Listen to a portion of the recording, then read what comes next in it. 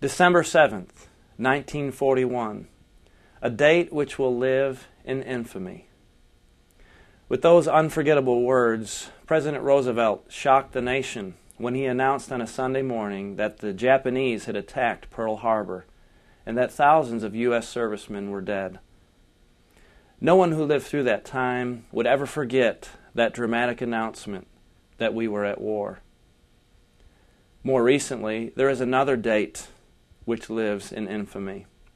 The numbers 9/11 have been forever etched into the collective American consciousness as marking the beginning of another war, another day on which we were attacked, beginning a war with Islamic fundamentalism. But for those who love God and therefore respect life, there is still another infamous date in our history. It's a date which marked the beginning of yet another war. This one, a war which has taken more lives than all the wars in all of human history combined.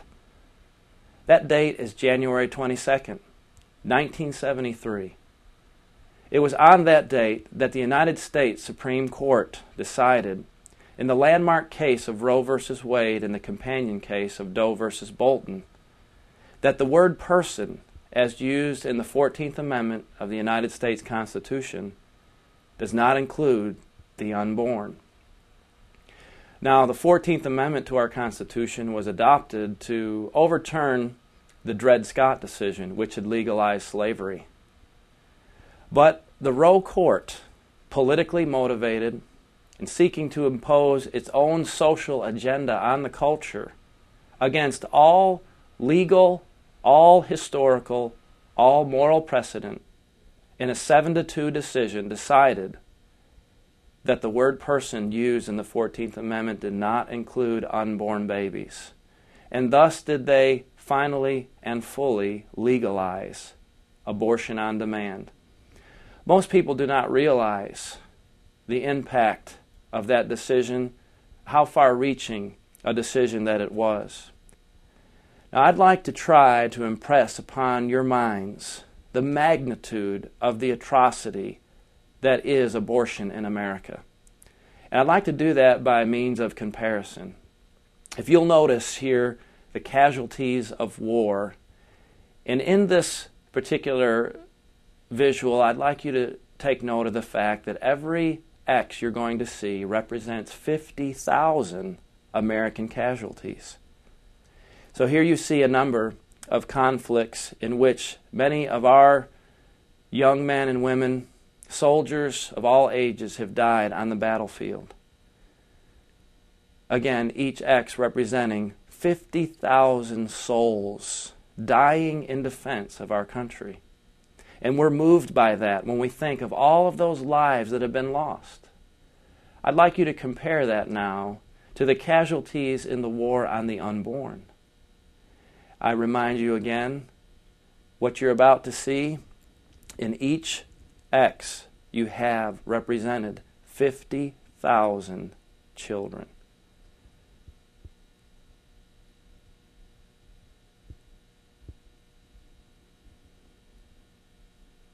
And they continue.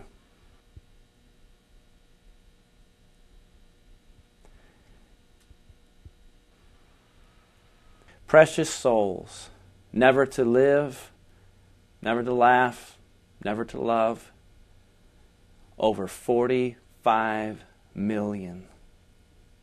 Do you realize that is more than 7 times the number of Jews who were killed by the Nazis during the Holocaust of World War II?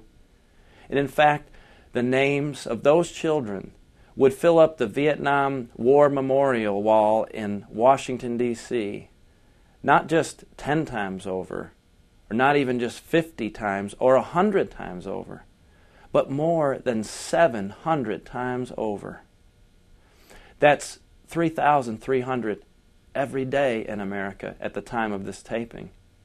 That's more than were killed on 9/11. And that means since 1973, that is 1 child for every 4 born in America.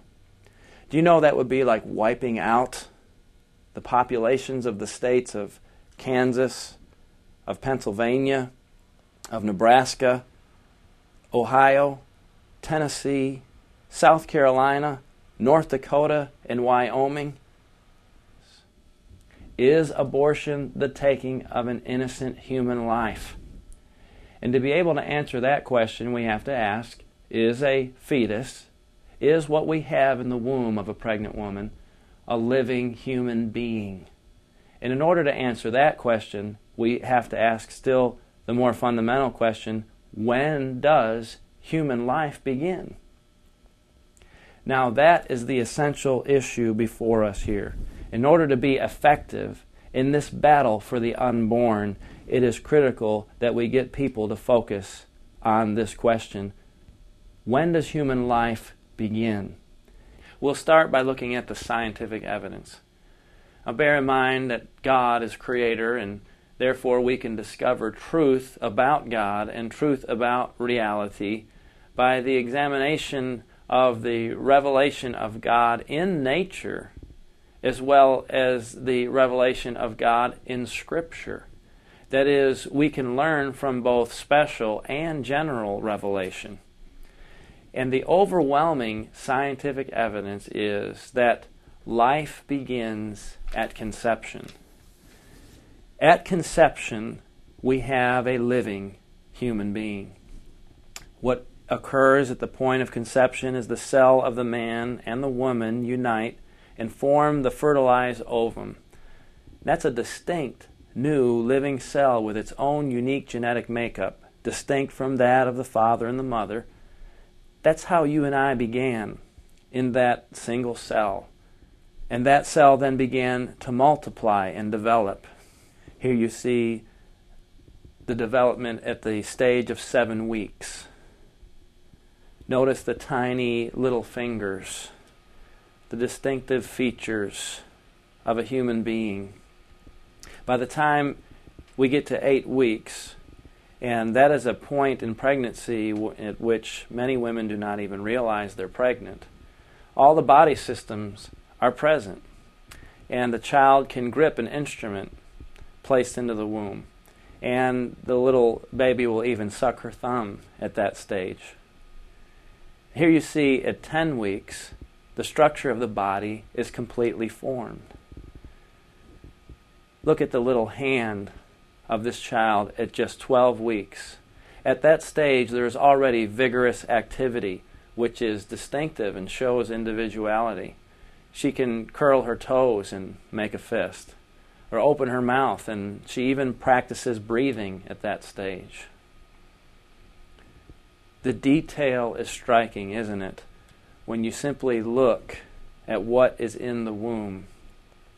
At 15 weeks, you have a little child about 4 inches long that could fit in the palm of your hand and can even make facial expressions at that stage. Notice at 16 weeks, again, what amazing detail that we can see. The child at this stage can swim in the amniotic fluid and even turn somersaults in the womb. It's at this point that the mother begins to feel the movement of the child for the first time. We see here at 20 weeks this precious little baby in the womb. When we look at these distinctive features of this beautiful child, we cannot help but be overwhelmed by the humanity of that baby. Tiny, yes, but still very much a living human being. Now from conception, all you have is the baby developing and growing. From the time of conception, that human life needs only time and nourishment to become an adult. Birth is not a change in one's fundamental nature. Birth is merely, as one person put it, a change in residence and in dining habits.